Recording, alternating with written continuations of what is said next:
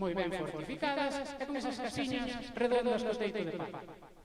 Ali non se teñen esas grandes murallas, teñen esas casiñas, e o que fan estes é, ao contrario, póñense nas zonas de ladeira, imaginados naquele campo que vedes atrás, póñense nas zonas de ladeira en inverno, e tamén teñen casiñas redondas, pero as casiñas redondas son de cestería. Son entramados de cestería cubertas como unha cousa que tamén, como non nos damos nomes, e discutir moitos nomes de tecnoloxía son todos complicadísimos. Unha cousa que se mezcla palla con barro, o que os arqueólogos chamamos palla-barro. Así, para non matarse. Cubren esas casiñas que esa palla-barro e poñen os teitos de palla. Quero que os fortificadas, pero nas que a veces nas excavacións arqueolóxicas encontramos grandes panxas, as que seguramente apuntalaban algún tipo de parapeto, ben, para defenderse, como diría Roberto Miranda, de Chelle, ou tamén para protegerse do aire, ou incluso para defenderse, vale? Entón, quero que os quede claro un poquinho como vivía esta xente. Son seminómadas tamén, vale? Parece ser que nas épocas de calor estarían pegadinhos aos ríos.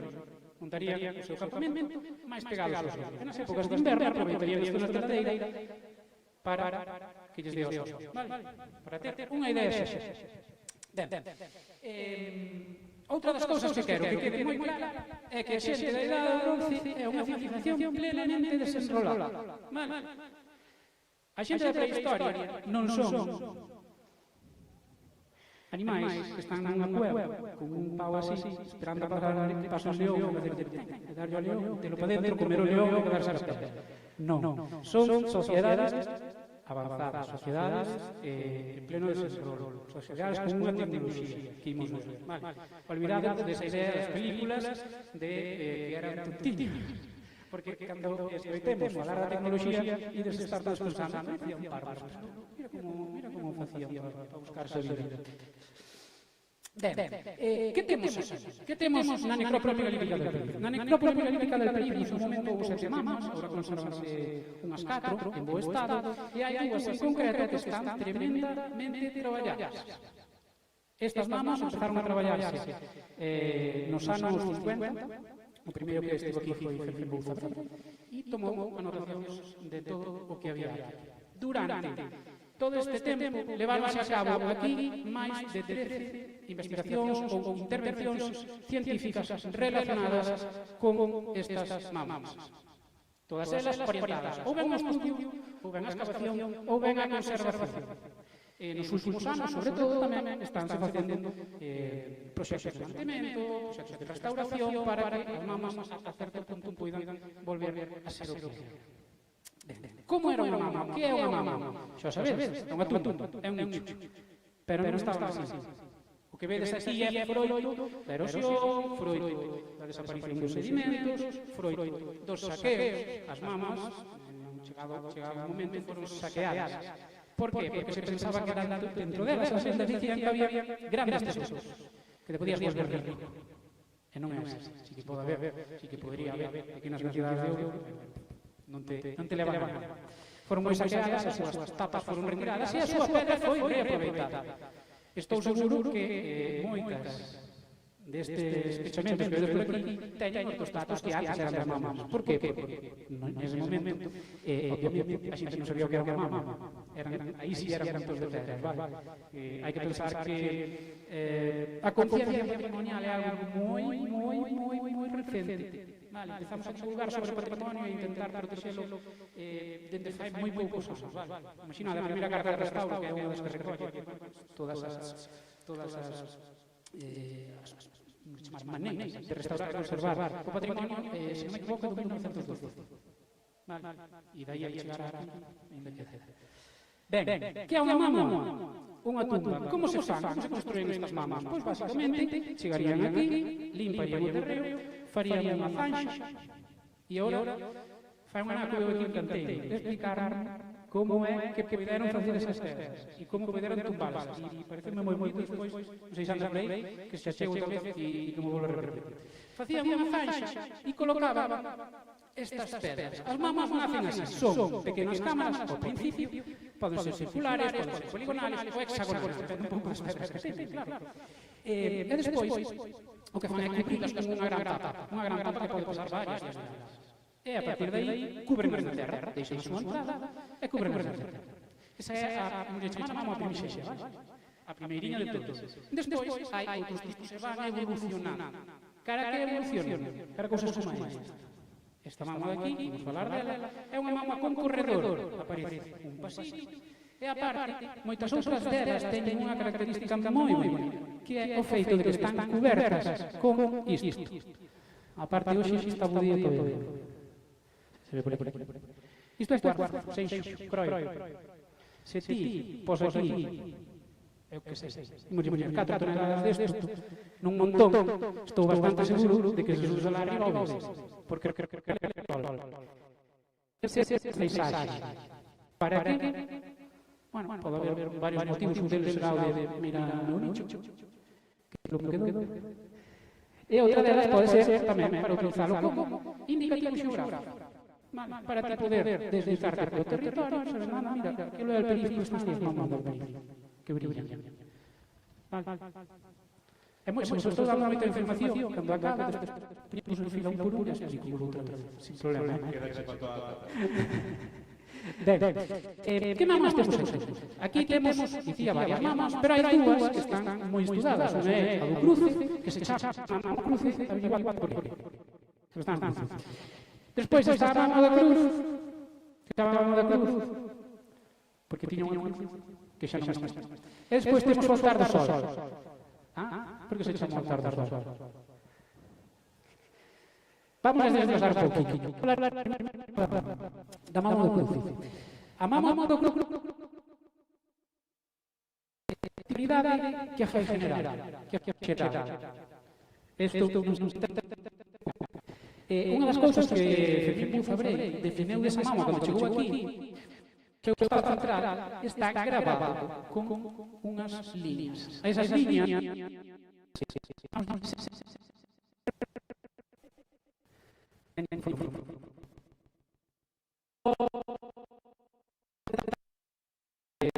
dos status dos.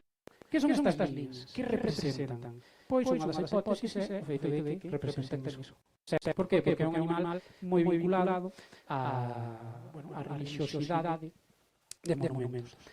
A parte de ser septiformes, noutras mamas da zona teñen encontrado outros gravados, outros petroglifos tamén vinculados a elementos naturais, como os solíferos, que son os que representan o sol. E encontranse máis, despois encontranse antropomórficos, figuras que representan a figura humana, ou escaleiras, hai un montón de que teñen un panteón religioso relacionado cos ca natureza. Vale, así, rapidamente. Ben, desas líneas que vedes aí, esta mama non é a única zona. Aquí, na comarca do Deza, hai ata, non son 4, teño que contar as outras, cerca de 5, que teñen estes mesmos serpentiformes, perdón. Hai unha aquí, hai unha volada, hai unha mira de cruces, hai un rodeiro. Que nos está falando isto?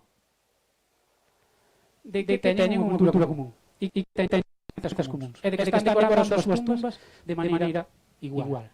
Para que vexades como a cultura se estende, como son unha cultura. Non están aí quietos na súa alta. Vale. O altar do sol. E xa de mirar o tempo. O altar do sol. O altar do sol. E a análise que fai única. É o que tamén dicía Fermín. Son esas dúas grandes cazolas que ten no seu ortostato. A mí, Fabré tamén recolleu por que se chama altar do sol. E chama. Vale. Porque parece un nome comercial, que parece que puxen para vender camisetas, pero non. Puxeron os traballo moi fácil. Claro, puxeron moi fácil. Parece que é altar do sol. Non, chamábase altar do sol cando o primeiro investigador veu aquí. A xente chamaba altar do sol por algo. Eu creo que se aquela xente que chegamos a preguntar, incluso non sabía. Vale.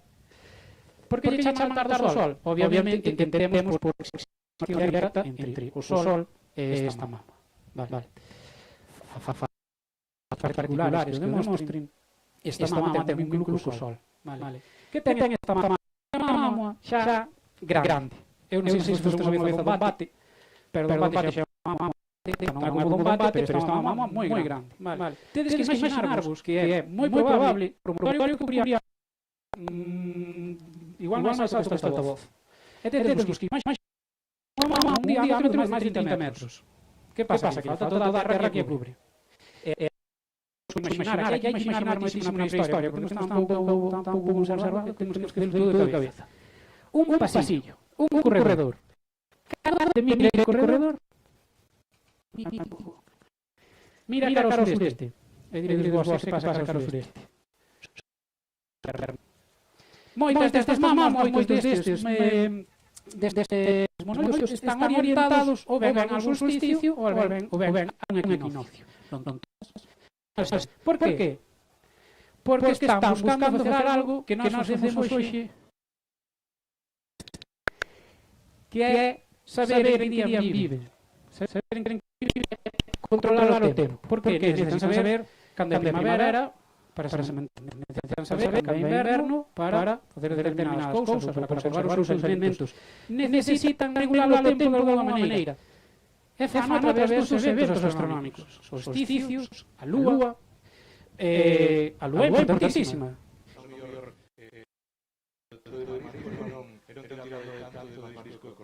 Efectivamente.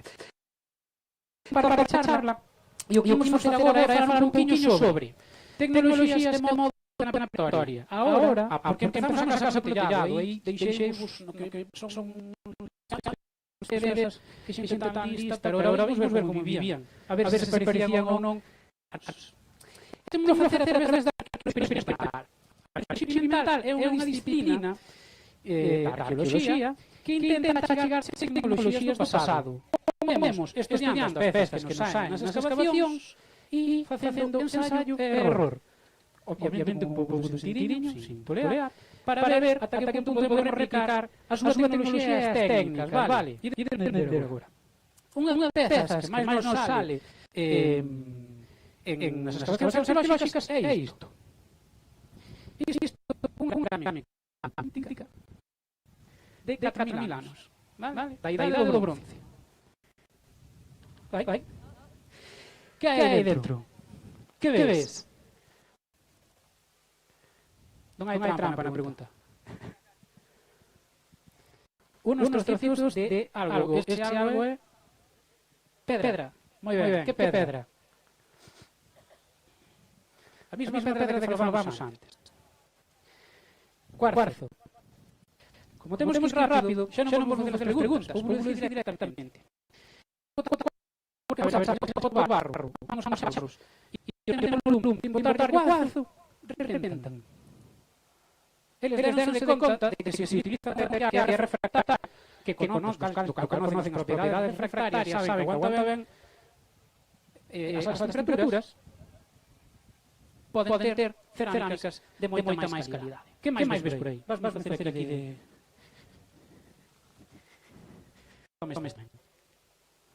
Son casi iguais. Que máis? Perdón? Pintura. Está negra, non? Ben. Está negra polo sistema de concreto. Vale. Vou explicar como directamente. Facer preguntas, porque teño moi pouco tempo. Entonces, eles collen o barro. Vou pedir aquí a donde teño agora que buscar má vida. Ben.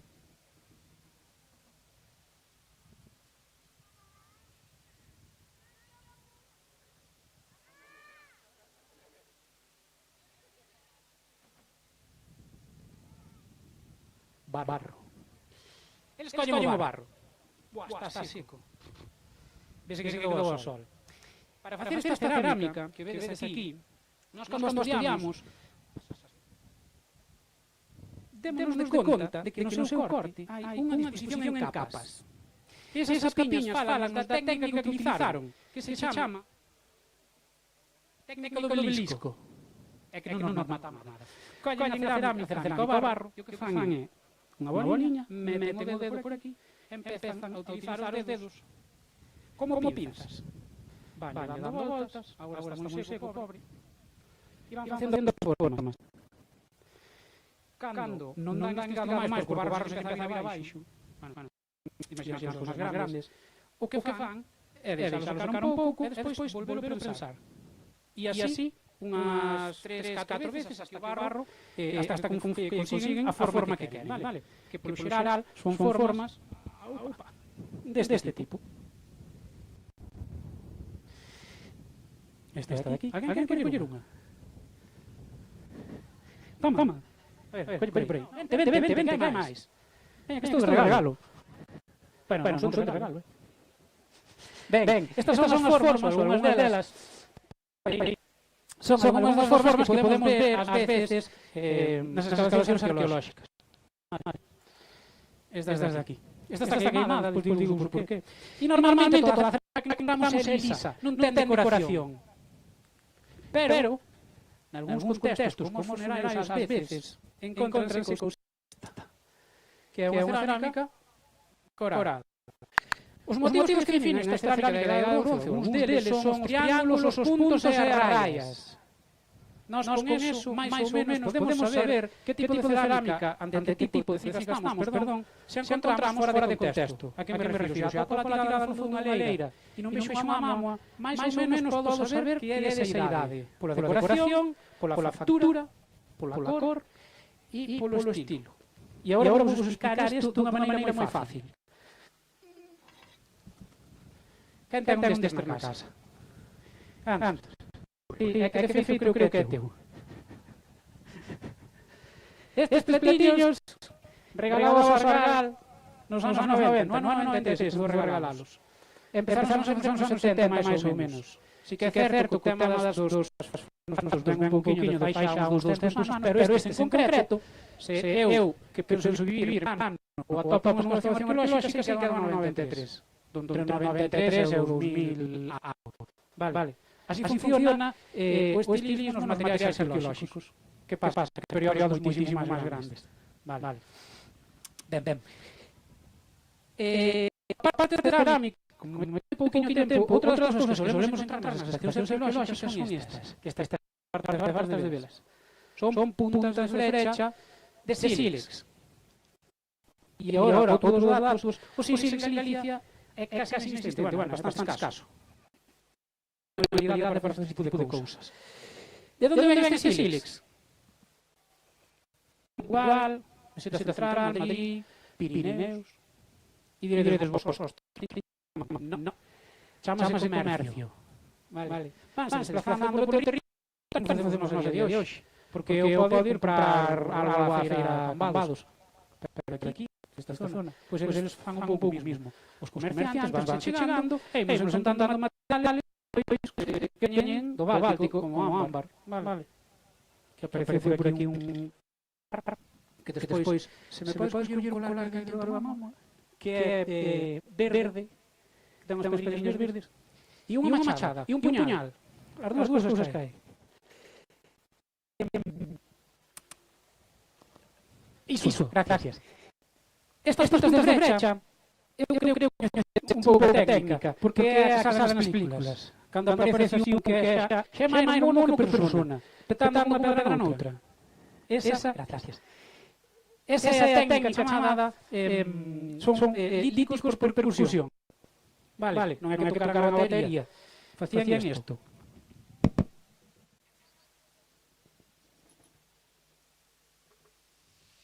Percutor. Diríades que é unha pedra normal e corriente, pero non. Isto é un percutor. Vale. Son pedras que escollen de materiais concretos. Non lles vale calquera. Aquí temos un manaco de sílex, aquí temos un percutor de cuarzo, é pequeniño, podia ser un pouco máis grande, e o que fan é sacar láminas, lascas dunha pedra máis grande. Aquí imos ter un pouquinho limitado, vou retirar.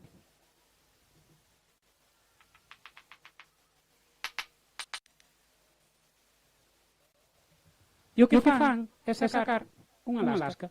Isto é unha lasca. E a partir desta forma, empeza a dar máis golpes, con outro tipo de pedras. Teñen percutor para cada cousa. Non vos podo ensinar todo, non nos chega o tempo, pero a partir de aí, xa vai collendo forma. Inda xa un punto. vai dando forma, e despois engancha-no nun mangue.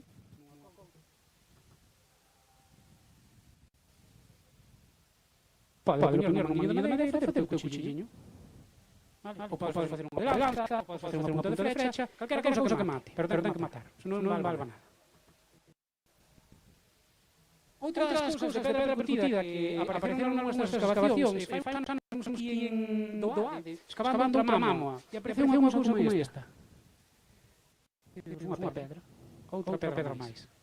Isto chamase ídolo de placa. Este non está moi ben feito, pero representa a figura humana. A tabarra que nos der para dicir que isto era a figura humana.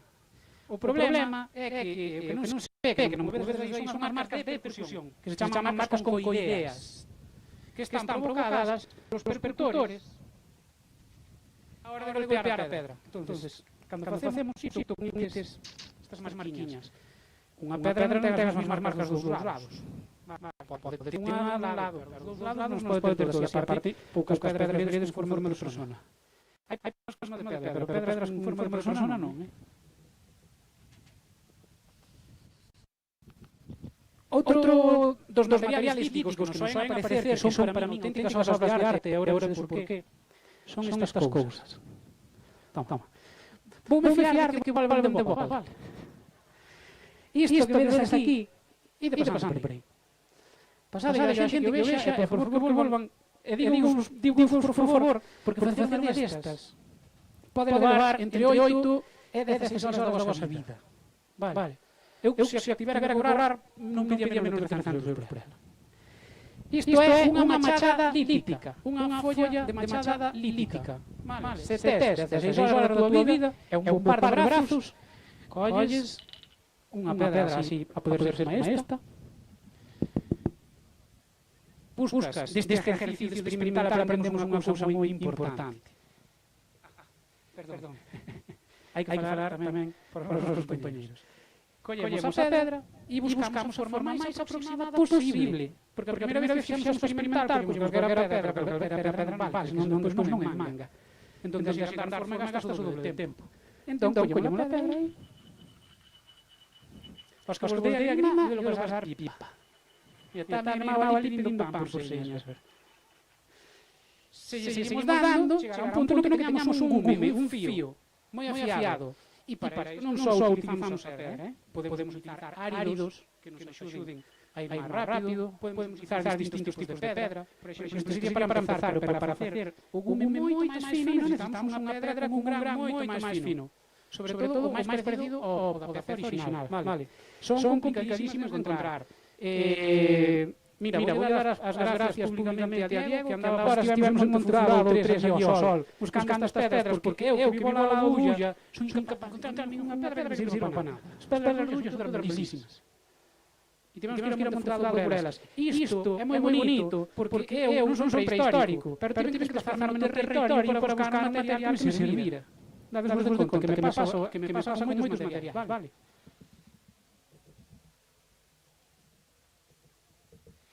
Esta é moi bonita. Esta é outra machada, pero non vale para nada. Vale. Esta machada apareceu nunha mámoa de Cruces, na necrópole galítica do Campallón. Está feita dun material que se chama esteatita, ou pedra do xabón. Non sei se vais falar nunca dela. É unha pedra que se raya moi facilmente. Basicamente talco. Porque alguén lle deixaría unha machada nunha tumba que non vale para nada. Ritual, esa palabra non nos gusta nada aos arqueólogos, pero sí, é unha ofrenda. Por qué? Porque outra 8 horas facila, isto está na hora e media. Esa sabe lo que está media. Vale. Ben, vamos chulo, que corta. Outros materiais que nos aparecen, que non temos tanta suerte, verdad? Porque si de líticos suelen aparecer, de cerámicas suelen aparecer, pero os metales son escasos. Xa era escaso a idade do bronce. Ben, estamos na idade do bronce. Que é o bronce? Un metal percutal. Unha aleación. Ben, unha aleación de cobre, Estás estudiado. Estaño. Vale. Como chegou a pensar que mezclando estaño e cobre faría bronce? Pois un pouco como eso, coa experimentación. Aquí fan I máis D. Din, teño cobre, pero e se eu boto este? A saber as que fixeron antes de chegar ao bronce. A saber o que mezclaron. Os experimentos con gaseoso un e outro. A saber o que fixeron. Ben, pois, cando ti mezclas isto, saiche estaño. Pero, estaño, cobre. De onde sai o cobre? De onde sai o estaño? O estaño sai, tanto cobre como estaño, saen de minerais que teñen pequenas proporcións dese metal. Hai que reducilo, hai que fundilo. Teñen que coller minerais como a cuprita, machacala no morteiro e despois reducila nun forno. E teñen que coller metais como a casiterita, minerais como a casiterita, machacalos, reducilos e fundilos para facer as súas machadas. Unha vez que teñen o seu metal, fiar, pero non se acaba aquí a cousa, porque hai que pulilo, repasalo e abrillantalo, que eles tamén les gustaba chulearse. E despois, unha vez, agora ainda non entender, unha vez estea listo, fan isto.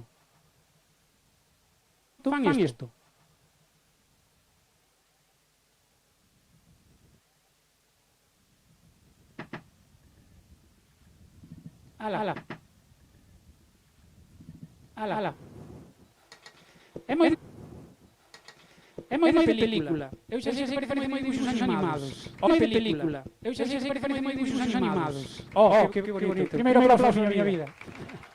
Gracias. Ben.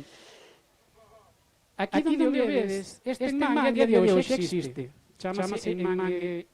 chamamos mangue etnográfico porque o sacamos dunha cultura actual que sigue utilizando estas mesmas ferramentas, non de bronce, de ferro, pero utilizan as ferramentas así. Aseguro que os que están na liga é unha pasada. Cortan moitísimo. De feito, eu cortei con un coitelo de bronce e aseguro que é bastante máis doloroso cortarse con un coitelo de ouro, porque racha a pel na corta, a rinca. Vale. Son, ferramentas moi funcional. Vale, todo o que tedes aquí está feito con arqueoloxía experimental e o que buscamos é que sea funcional. Que acabemos a experimentar e digamos, vale, si o poidero ter feito así porque funciona. Se non funciona, non poidero ter feito así. Se non nos vale, é que fixemos mal. Bueno, peña que non se profesor do Cobo, pon dar. Imos rematar con algúns dos detalles que temos por aquí e que queremos ensinar estes dous. Mirade. Este vístelo moito. Aquí non é a matanza do porco. Claro. Este parece moito. Este é un modelo copiado directamente dun coitelo que apareceu en Rianxo. O que sí que fixamos o mango. O mango é inventado, por decirlo de alguma maneira, pero vai espigado. Leva unha pequena espiga que se clava no mango. Pero bueno, estamos... Perdón? O material bronce. E corta. Corta os vistes, cortar moi ben. Se está duro, mellor ainda. E despois, temos isto. Isto é un puñal de bronce que se chama... non me sabe o nome, Seirame. Bueno. Non, é un puñal de... Como se chama isto? Bueno, non me lembro, Seirame o nome. Queríamos ensinar aos dous porque para que vexades que están deseñados de maneira distinta.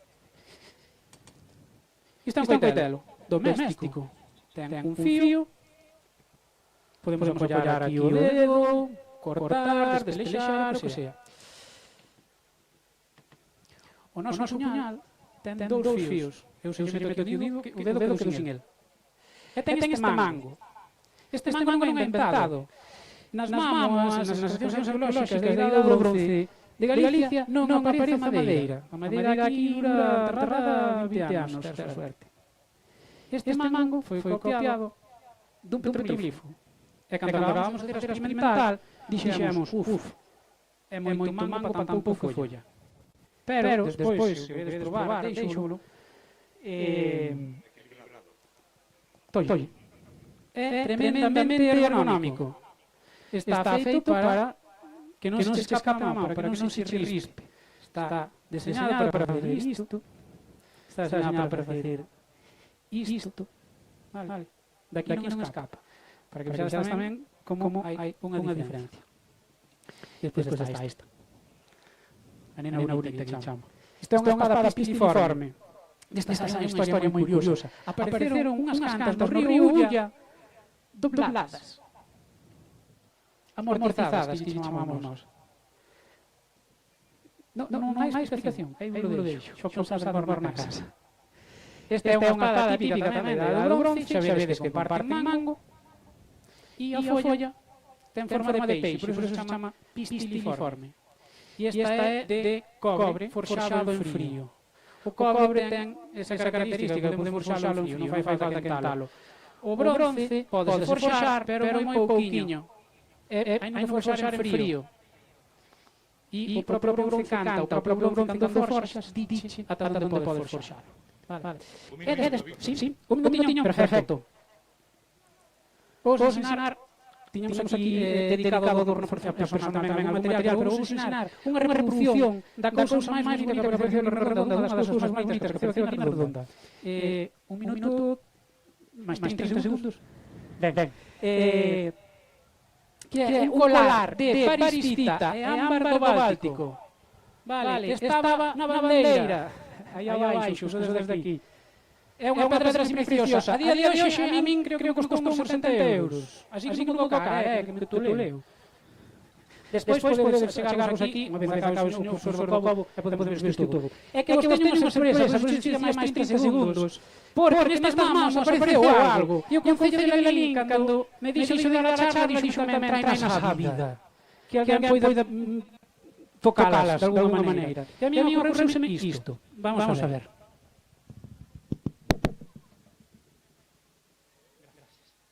Vamos a quitar este paniño. Vedes que está trato moito cariño, vedes que está trato moito cariño, porque é moito traballo facesas. Isto que vedes aquí é unha reproducción casi exacta do cacharro que apareceu na mama do cruce.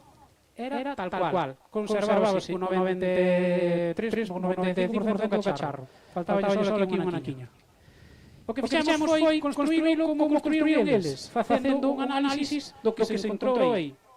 E utilizaron efectivamente esa técnica de que falábamos antes. E a parte coceron boca abaixo, porque tamén podemos saber que o cucú do cacharro que se encontrou aí está vermello, pero os fondos, as bocas están negras. Por qué? Porque o carbón saturou o cacharro hasta a metade e non deixou respirar o barro, de alguma maneira non houve un intercambio de oxígeno, non quedou vermello, por iso está vermello polo cu. Despois podedes ver tamén. Este é o que apareceu ali. Misterio, pouco a hora de facelo porque tiñamos o cacharro inteiro. Pero antes de que sigas, un momentiño. Vas me dar tempo a chegar ao escenario desde arriba. Sí. En todo caso, quero pedirles a todos vostedes que seguiron con tremenda atención para ser unha charla arqueológica con detalles importantes e detalles significativos. Un forte aplauso para Víctor. Sin dúbida que foi unha auténtica experiencia o escoitar unha conferencia ao lado deste marco espectacular que o Altar do Sol. Para mí foi un placer compartir contigo. Nada, sí. O que quería ensinar é este. Este ten un poquinho máis de mérito porque este foi encontrado aquí, no Altar do Sol. Que pasa? Que de este só conservábamos o borde, un borde de uns 6 centímetros de ancho por estes 5 de aquí. Como chegamos a isto? Conservábamos un pouquiño do radio do cacharro, puxémoslo nunha plantilla, extrapolamos o seu radio. Unha vez que temos o seu radio, podemos ter tamén toda esta parte de aquí, porque esta parte conservábamosla. De aquí para baixo é un pouco inventado. Pero tendo en conta a boca e a forma da súa barriga, demos en facer un cacharro do estilo dos da Idade do Bronce. Podía ter un parecido, algúns dos bebés aquí que son campaniformes, que son unha das formas que máis define a esta cultura. Entón, despois, se queredes chegarvos, unha vez que acaba o profesor do Cobo, a velas, a tocalas, a falar delas, podemos falar, podría estar aquí moitas horas. Moitísimas gracias por chegarvos aquí, moitísimas gracias ao Concello de Lalín por chamarnos para dar esta charla, e espero volver algunha vez na miña vida a poder ser un eclipse como esta. Moitas gracias.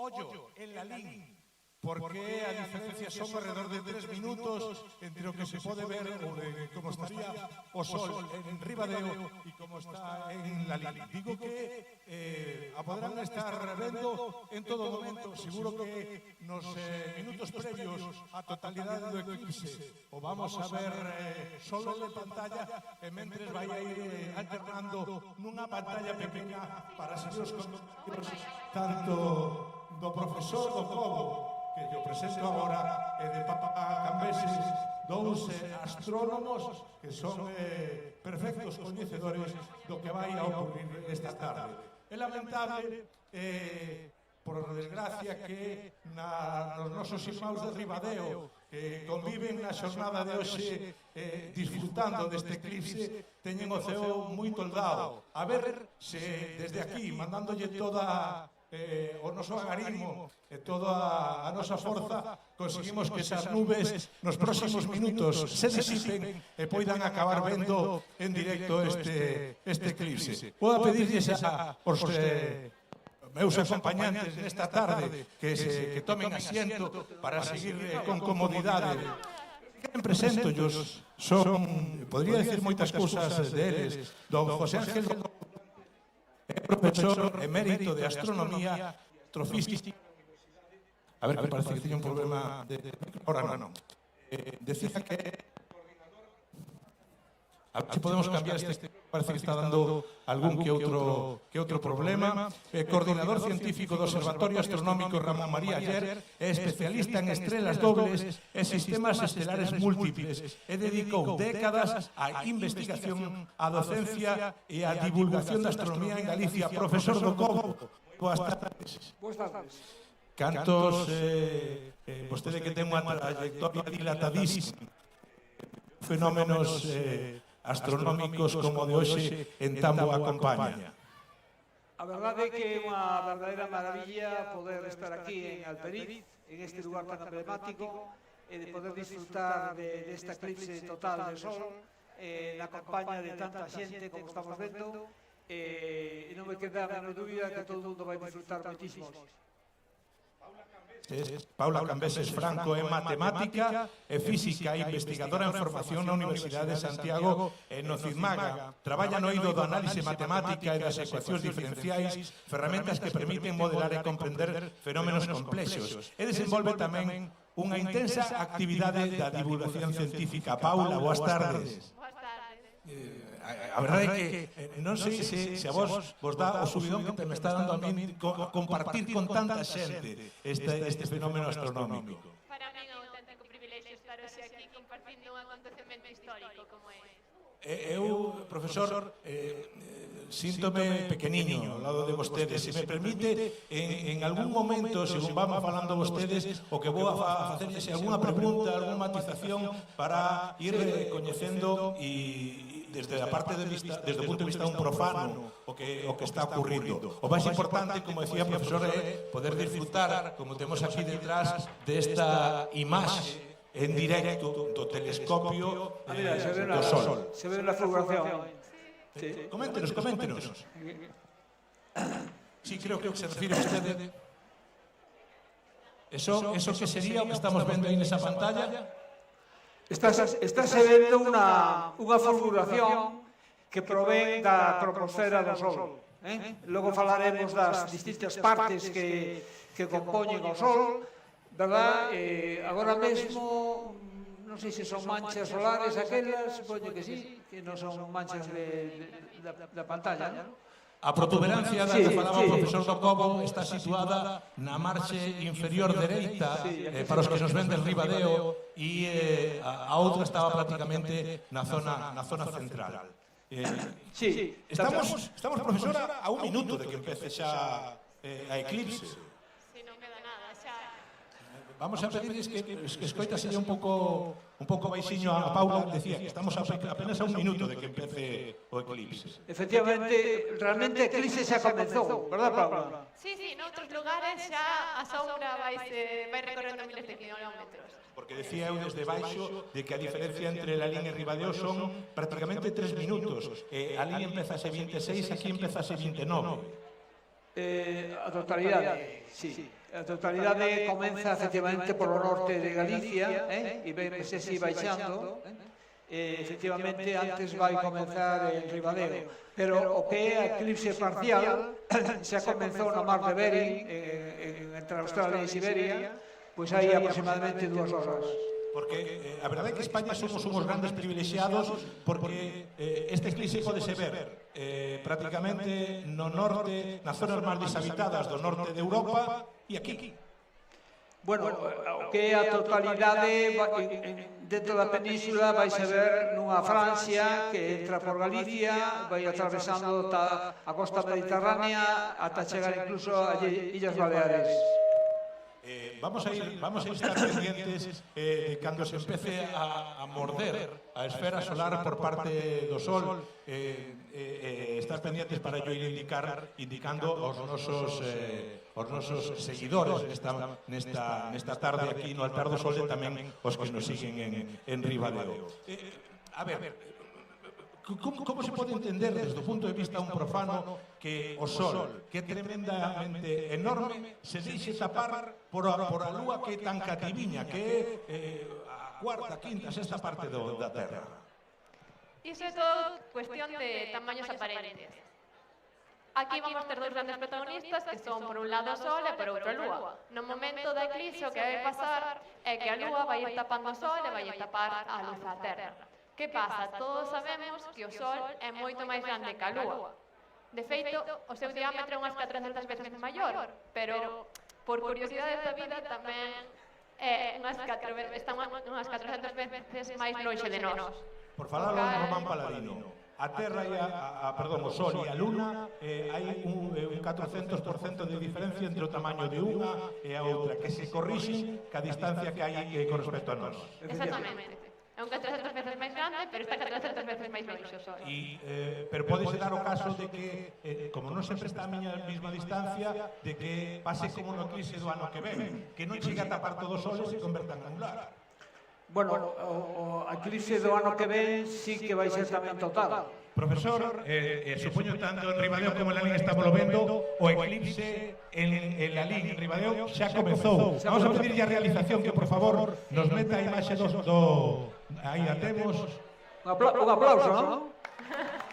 Señoras e señores, estamos a vivir o primeiro eclipse despois de moitos anos, o último destas características, creo recordar 1905, outro semellante, aínda que con menos protagonismo como este, en 1912, corríxame se me equivoco. Sí, falando de eclipses totais, a última que hubo en España e tamén en Galicia foi ese de 1912, que foi unha eclipse moi particular porque a anchura da sombra fora nada máis que 1 kilómetro aproximadamente, e logo anteriormente o de 1905 que podemos decir que en certo modo é similar a este deste ano, non?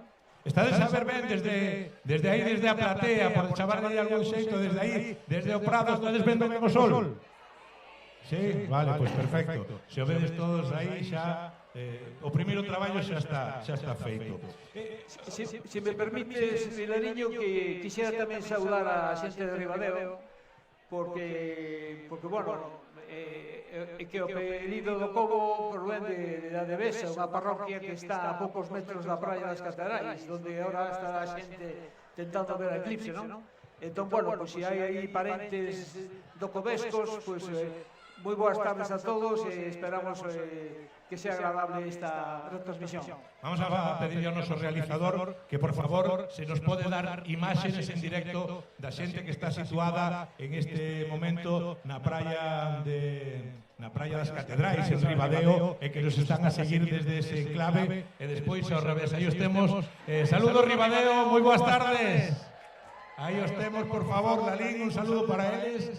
Aí os temos a seguir estas imágenes en directo. Despois volveremos co seu alcalde, lá contra as 8 da tarde. É emocionante veros alá na súa terra, non, profesor? Pois sí, efectivamente. Pódese decir que hoxe eu teño o corazón partido, non? Sí, ten un corazón partido, pero veu alá. Paula, claro, estamos falando de un xogo de órbitas, porque se non houvese un xogo de órbitas, un desaxuste nos grados das eclípticas da Lúa, da Terra e do Sol, estaríamos con eclipses a todas horas. Por que non se producen todos os días un eclipse? Se ao final pasan máis ou menos polo mesmo sitio. A ver, todos os días sería moito, pero realmente temos o Sol, a Terra xirando en torno ao Sol, e por outro lado temos a Lúa xirando en torno á Terra. Entonces produciríase unha eclipse cada vez que a Lúa está entre o Sol e a Terra. Que pasa? Que iso pasaría máis ou menos cando hai lúa chea. Por que non temos unha eclipse unha vez ao mes? Basicamente porque a órbita da Terra en torno ao Sol e a órbita da Lúa en torno á Terra non están no mesmo plano.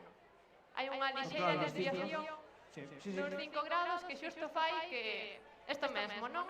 Claro, se non houbera esos 5 grados, teríamos eclipses prácticamente todos os días. Todos os meses. Sempre que houbera lúa chea teríamos un eclipse. Lúa nova teríamos un eclipse. Porque solo se pode producir en luna nova un eclipse porque está en coincidencia coa trayectoria do Sol, senón estaría a outras 15. É dicir, para que cando se produce un eclipse solar como hoxe, necesariamente a lúa ten que estar en fase de lúa nova. E cando acontece un eclipse de lúa, pois en lúa chea. Eu pregúntome unha cousa. Por que hai varios tipos, e que tipos de eclipse hai? Calquera dos dous. Sí, a ver, temos varios tipos de eclipse. Por un lado pode ser que non esteamos na zona na que a lúa tapa por completo o Sol. Por exemplo, iso pasa agora nas Rías Baixas, que estamos falando dun eclipse parcial, pero como estamos moi cerca da totalidade, pois son 99%. Pode pasar que a lúa estea máis lonxe de nós, porque a lúa ten unha órbita eclíptica, é dicir, non é un círculo. Entonces hai momentos que son no apoxeo que a lúa está máis lonxe. Se a lúa está máis lonxe, o que pasa é que nós a vemos un pouco máis pequena. Entonces pode pasar que a lúa non chegue a cubrir por completo o Sol e vexamos a zona de fora do Sol, que aí estaríamos falando dun eclipse anular. Como aconteceu, por exemplo, no ano 2005, verdad? Que aquel día a lúa tamén se colocou diante do Sol, pero o seu tamaño aparente era menor porque estaba na parte máis lonxana, digamos, da súa órbita.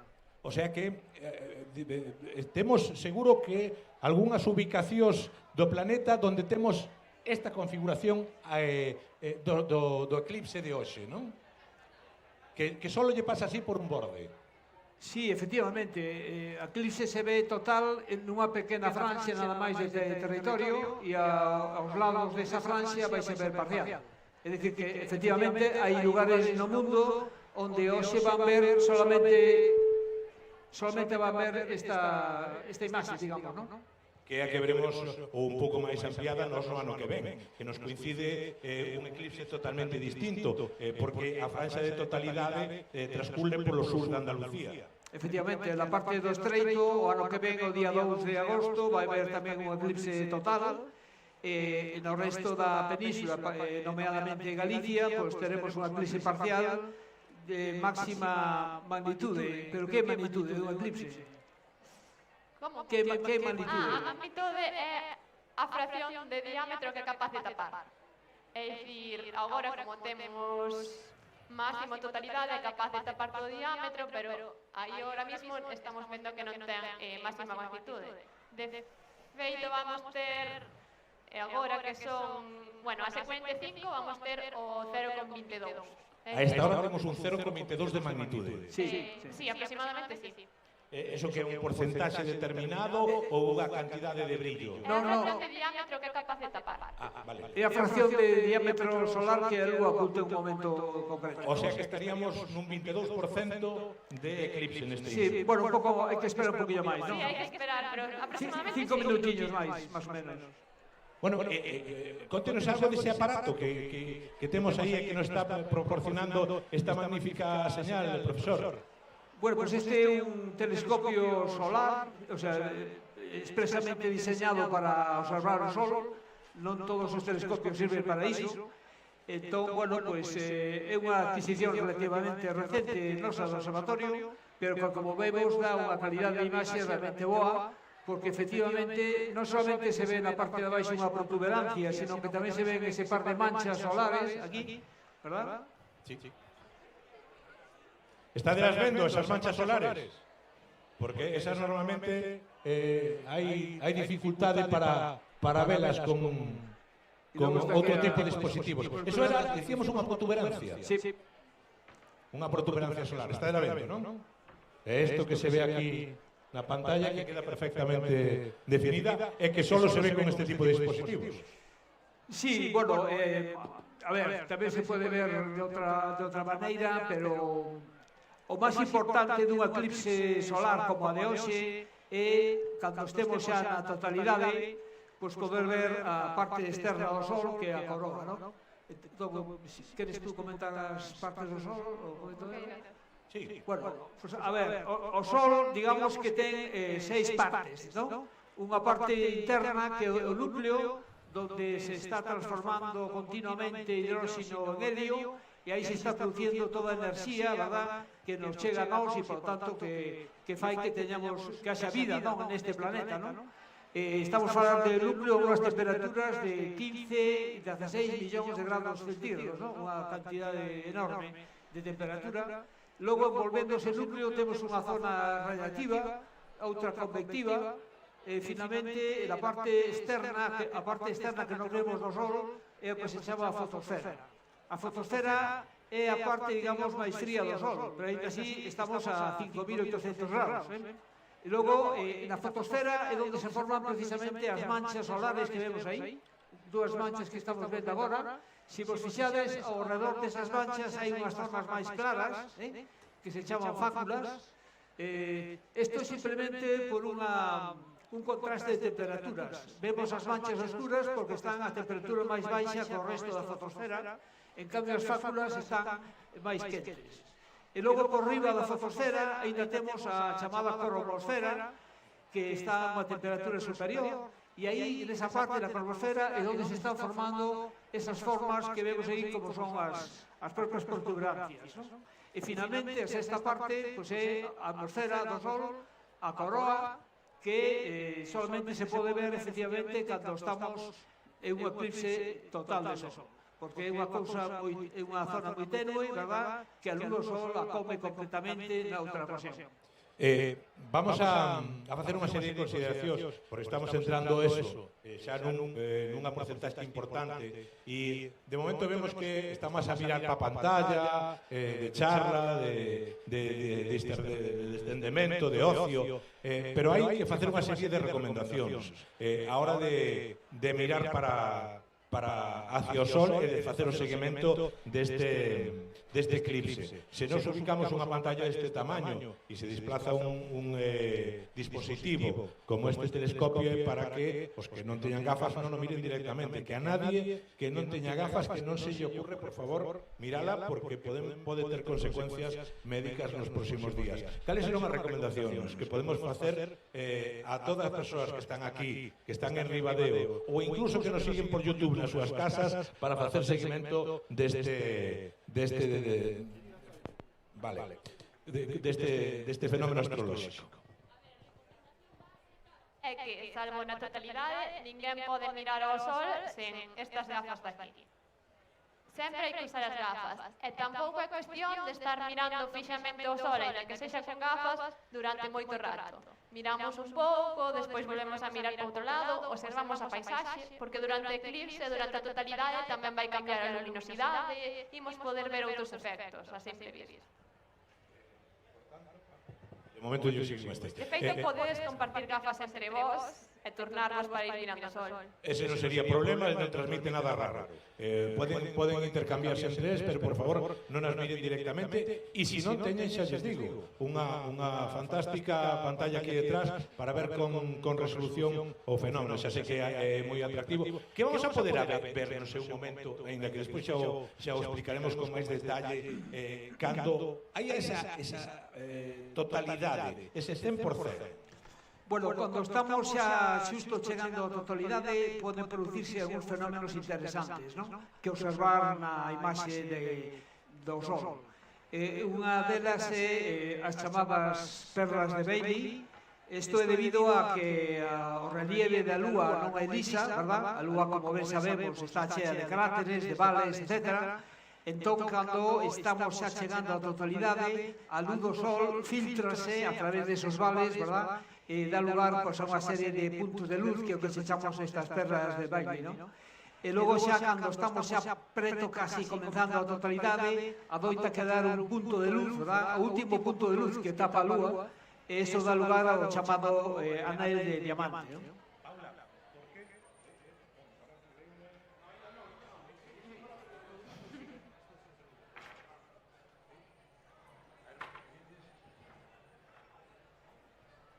A ver se pude... Ahora sí. Aquí os temos, nun momento cambiamos o sistema de sonorización. Por que é importante un eclipse para vos os científicos? Que é o que podedes ver no Sol e na Lúa que non se poida ver un día calquera apuntando un aparello como este? A ver, a nivel histórico, as eclipses foron moi importantes na ciencia, xa que antes era o único momento no que se podía ver a coroa do Sol, porque cando non hai un eclipse, a fotosfera brilla tanto que nos impide ver esta última zona da que falaba antes o profesor do Cobo. Outra serie relevante de experimentos foi que no eclipse do 1919 tamén permiteu confirmar a teoría de relatividade de Einstein. Bueno, por que tema? Sí, a ver, a teoría de relatividade de Einstein. A idea é que, segundo a relatividade de Einstein, a luz, cando pasa por un corpo moi masivo, como pode ser o Sol, debería curvarse. Entonces, claro, cando está o Sol, nós non podemos ver as estrelas que están cerca, porque a luz do Sol é tan potente que non nos permite ver o resto. Entonces, a medida que se fixo cando houve un eclipse de Sol, parecía que a estrela estaba noutra posición. A posición aparente e a posición real non coincidían, o cal indicaba que a luz se curvaba. Así dito. Vamos a facer unha pequena pausa. Vamos a pedir a realización que aproveite para enseñarnos imaxes aos de Ribadeo, dos que estades aquí, a nós dos que están en Ribadeo, e tamén para darlle un momento ao profesor do Cobo, porque estaban os compañeiros das televisións reclamando durante unhos intres para que fose facer unha intervención con eles, e así tamén lles deixamos un pouco descansados os ouvidos, bebemos e volvemos con nada, aí sobre as 8 menos 5 ou así, con máis cousas, e despois xa enganchamos con eles para a parte definitiva. Eso sí, permítanme darlle as gracias, e agora si vou a facelo de pé, a toda a xente que traballou para facer todo isto que están vendo posible. Isto non sería posible sin o traballo de moitísimo personal do Concello de Lalín, sin a aportación da Diputación e a Xunta de Galicia, sin o traballo de varias das empresas que ao longo dos últimos 3 ou 4 días prepararon o entorno, están a xestionar os aparcamentos, como Protección Civil, como os voluntarios de esa agrupación, como os traballadores municipales, como a xente de Nordesía, que se encargou da parte máis relacionada coa produción musical, da xente de Sete Media, que se encargou da realización do streaming. O que lles digo, un desplegue tremendamente importante. E tamén queremos saludar a xente que está nestes momentos nos distintos postos, tanto de bebidas como de comidas, e que axudan a que isto sexa soportable e que teñan vostedes servicios e intendencia para poder leválo a cabo. E non me quero esquecer de volver a saludar unha vez máis a xente de Ribadeo, despois falamos co seu alcalde que nos conta como está en este momento o tempo. Parecelles que fagamos unha pequena pausiña. Aí os temos. Moi boas, señores, que tal? Ben, nada, parece que de momento o tempo, así polo que vemos de fondo, non se acaba de mellorar, pero o que si lles decimos é unha cousa a toda a xente que nos está a escoitar de Ribadeo, que non se preocupen, que van a ter durante o máximo do eclipse solar, xa os 5 minutos antes e os 5 minutos despois, van a ter a imaxe do telescopio retransmitindo en directo como se está a producir ese eclipse. Unha maravilla poder saludar a toda esta xente de Ribadeo. Descansamos un momento e volvemos nada, en 5 ou 10 minutos, para darlle ao profesor do Cobo tempo para poder estar cos medios de televisión, que por certo xa estiveron aquí, Televisión Española, 4, Telecinco e sobre todo Televisión de Galicia, con varios equipos para dar cobertura a este evento. Moitas gracias, en 5 minutos estamos con vostedes.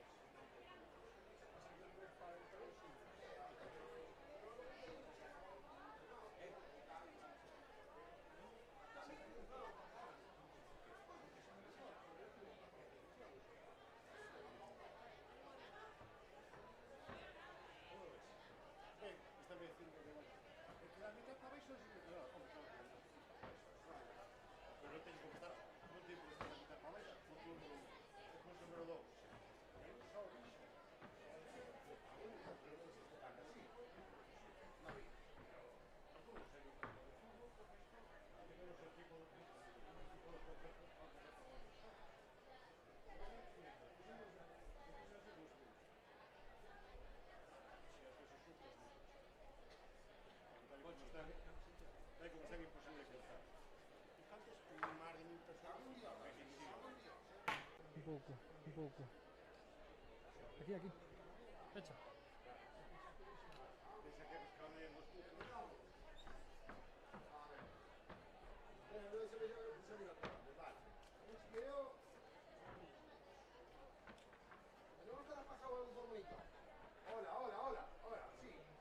Escoita. Vale, cara. Espera, este é o de Vilariño. Espera.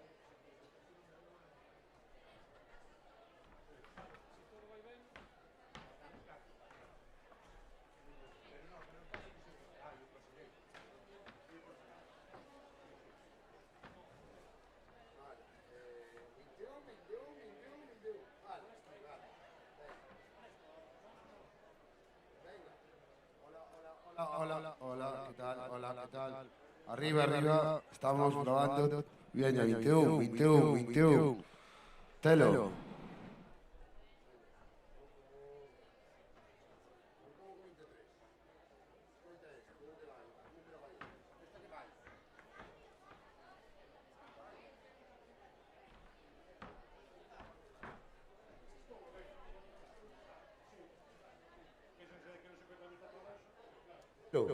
Hola, 24, 24, 24, bueno, vale.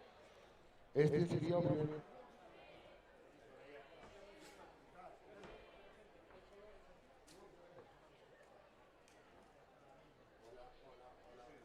Hola, Telo, hola. 20, 20, 20.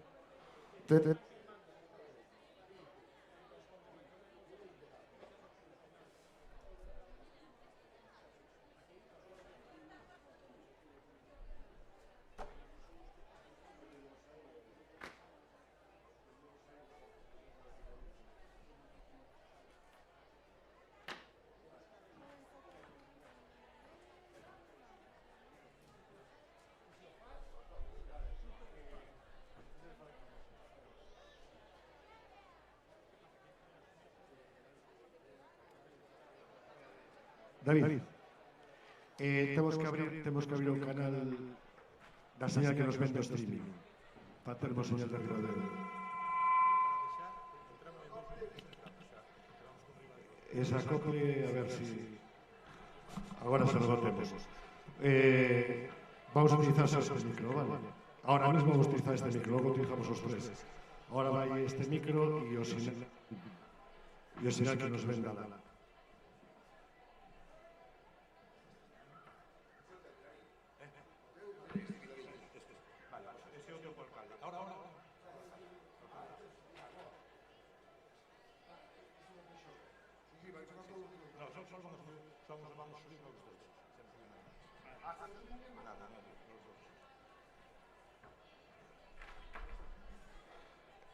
Son os dous. Estes dos 58. David. Os dous.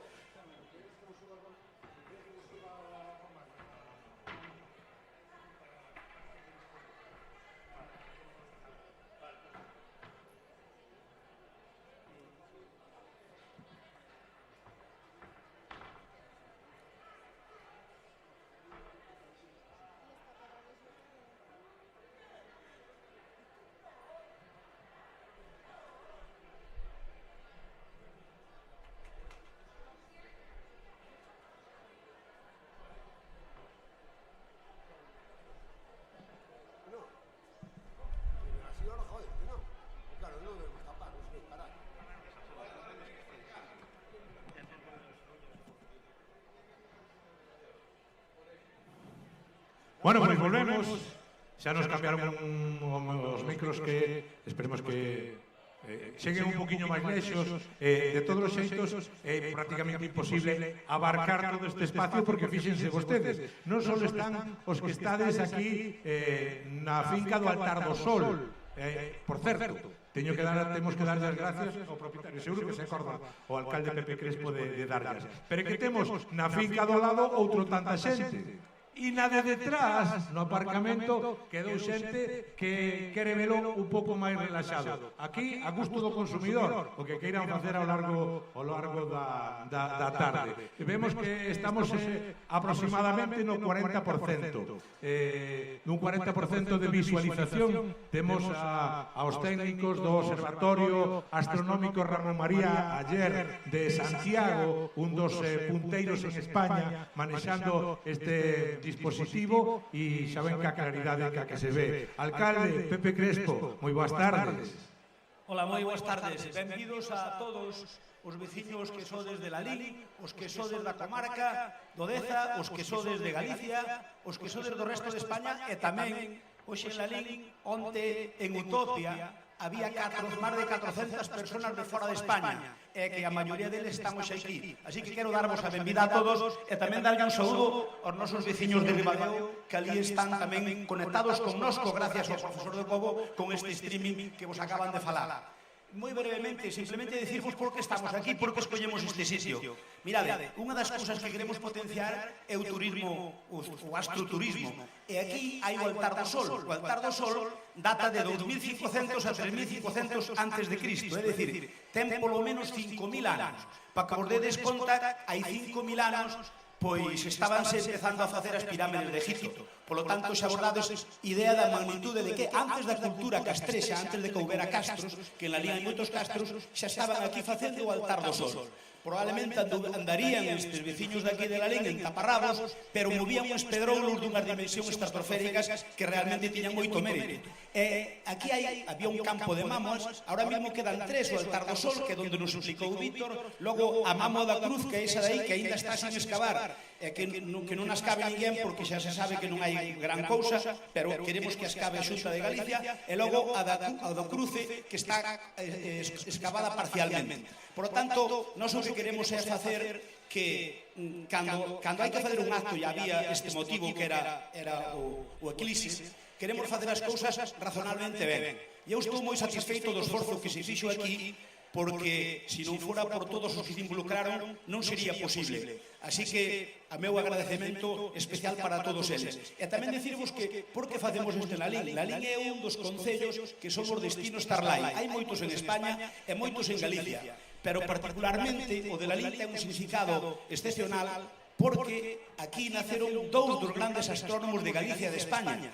A moi poucos kilómetros de aquí naceu en Bermés, hacia a zona de aí, o matemático Rodríguez. Un matemático que foi o primeiro gran científico español, o primeiro gran científico galego, e que foi astrónomo tamén, e que, sin dúbida, foi un dos precursores da astronomía en España. El, xunto con outros franceses, foi comisionado polo goberno de España para medir o meridiano e, polo tanto, implantar o sistema métrico decimal en todo o mundo. Por tanto, é un leniense excepcional que morreu xa hai 200 anos. Pero despois Ramón María Arias Ulloa foi un astrónomo que fixo o primeiro observatorio astronómico de Galicia, está feito en Lalín, ali na súa casa, que agora é un museo e que podedes ver todo. E logo fixo o de Santiago. Por lo tanto, nós queremos con este destino Starlight promocionar o astroturismo e eu quero aproveitar para dar as gracias e non me quero esquecer de ninguén, porque senón non serían posibles estos actos, e collo de medio chuleta para que non se enfade ninguén. A Consellería de Cultura, a Consellería de Cultura, xa está aquí o Conselleiro de Educación e máis o delegado, a Diputación, o Presidente de Diputación, tamén a Víctor García, o arqueólogo que nos explicou, que é daqui das nosas terras, que nos explicou o tema megalítico, logo ao profesor do Cobo e a profesora Paula Cambeses, a científica Paula Cambeses, que nos están explicando e nos van a acabar de explicar todo relacionado con isto e despois cas estrelas. E logo quero agradecer aos propietarios destes terreos. Estes terreos non son municipales, foron cedidos por os veciños. Por lo tanto, tanto do aparcamento como este, o meu agradecemento, e tamén ao pedaño e a todos os que fixeron posible que pudéramos desbrazar eso sin problema ningún. E do equipo do Concello, pois agradecerlle a Begoña, a Pablo e a Pepe Primo, que foron os concelleiros máis involucrados nesto, e Vila, que é o conductor deste programa e que seguro que está facendo un esforzo porque leva unha semana sin fazer outra cousa. A todos vos, moitas gracias por acercarvos aquí a Lalín, ao kilómetro cero de Galicia. Disfrutade desta xornada. Estou convencido de que a partir de ahora o altar do Sol aquí en Alperiz vai coller unha nova dimensión. Moitas gracias e disfrutade do día. Alcalde, non se vaya, vamos a mirar esa cámara. Es esa xente que está vendo Ribadeo. Vamos a tentar saludar ao alcalde de Ribadeo, a Dani, que é unha persoa que ten vostede unha moi boa relación. A ver se funcionan as comunicacións, que nunha xornada como a de hoxe é tremendamente complicado, polo que pedimoslle a unidade de realización que nos leve ata Ribadeo para poder ver ali o seu alcalde, a Dani, a ver si é posible, si temos preparada esa comunicación, ese audio para poder telo directo xa con nosco, en canto nos pinchen a señal, pois verémolo. Dani, moi boas tardes dende Ribadeo.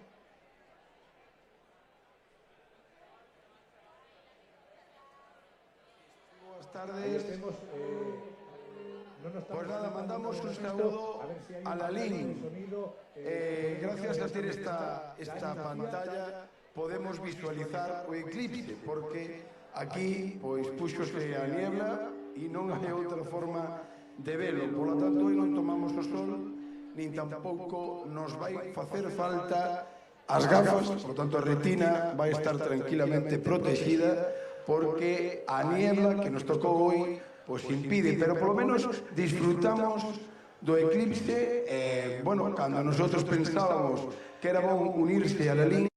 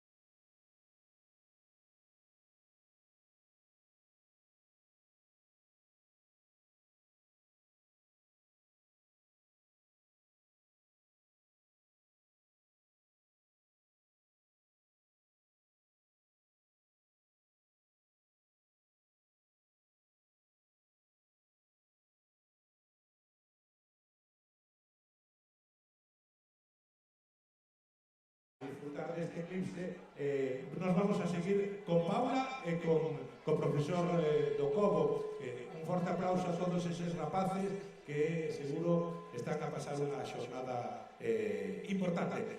Profesor do Cobo, Paula, cando poidan, vamos a seguir contándolles cousas.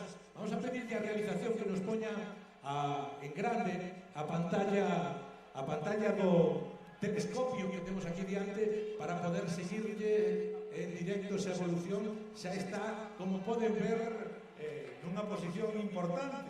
Estamos aproximadamente, despois non lo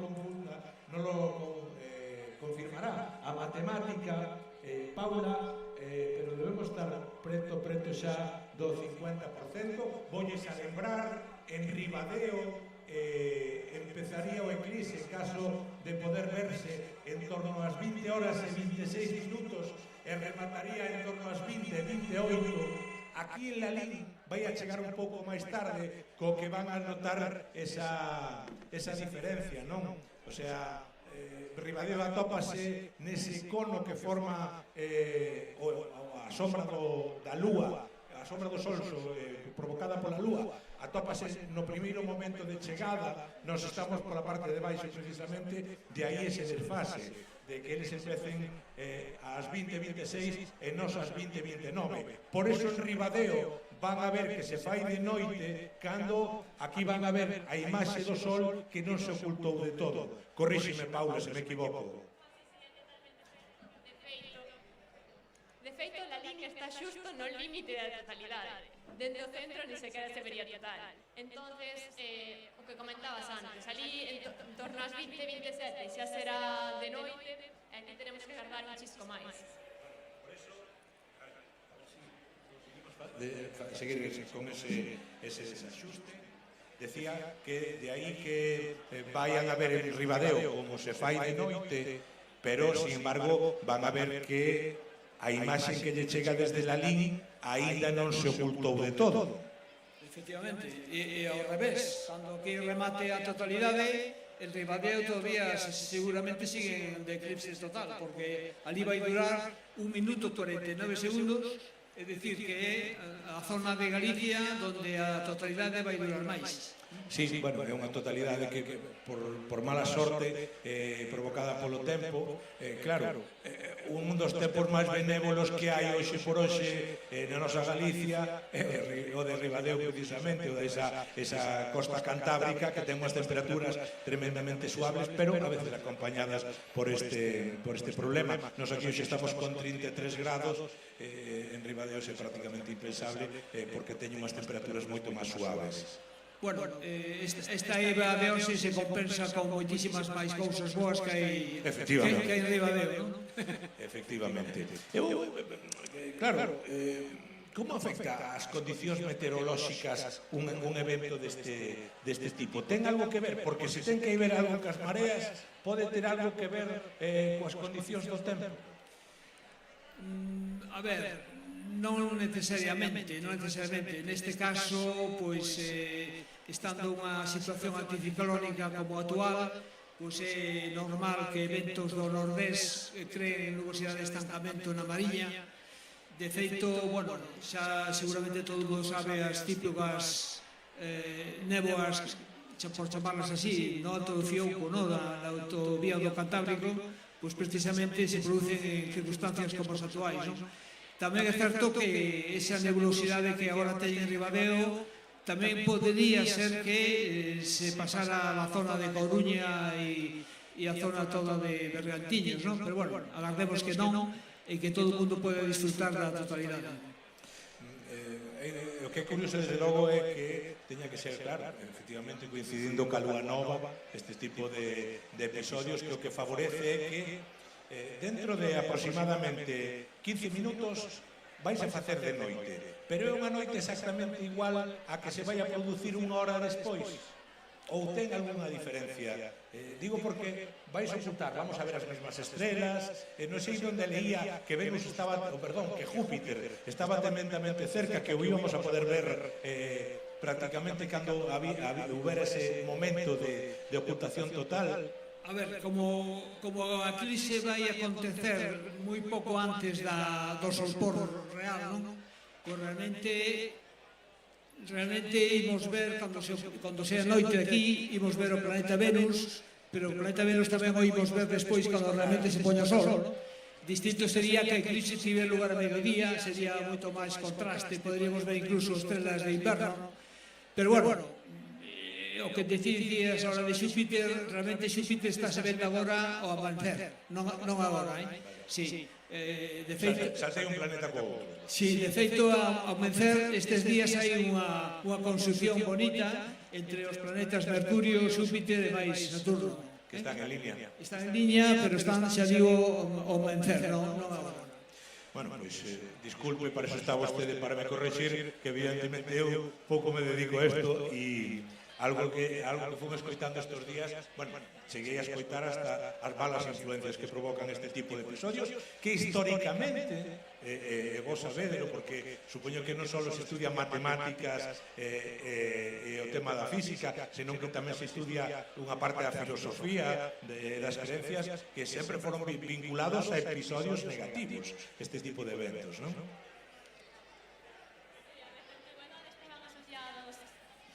A malos augurios, a castigos dos deuses. A xente pensaba que simbolizaban, por exemplo, que iba a haber unha coseita moi mal ese ano. Pero xa despois, a medida que se foi avanzando, xa se foi descubrindo que non tiña nada que ver con eso, que era realmente un acontecemento digno de ver. Bueno, tamén, efectivamente, hai, non sei se sabe se é verdade ou non, de que na antigüedade dous astrónomos chinos foron executados por non calcular ben a eclipse, non? Bueno, a nós hoxe que nos deixen tranquilos porque está ben calculado, estamos vendo a eclipse, efectivamente dentro de aproximadamente 15 minutos estaremos xa na totalidade. Que marxen de error hai neste tipo de cálculos? Digo, tanto pola hora como pola ubicación de que, por exemplo, mirade, eu a mellor miro moi mal ou estou intentando imaginalo ver, pero xa hai unha luz polarizada que se notan desde aquí, nos que estamos ás oscuras, o sea, que estamos moito máis oscuros, notádela?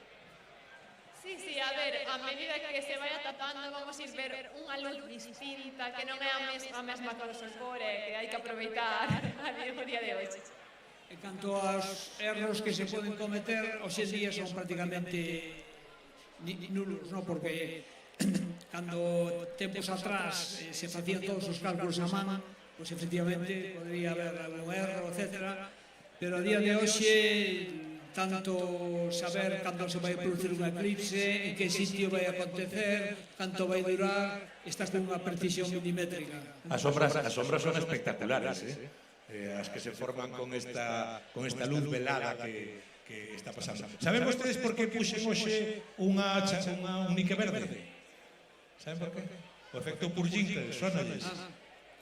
Sí. Bueno, pero, a ver, hai tamén outro fenómeno que non falamos todavía, e é o fenómeno das sombras do sol, efectivamente.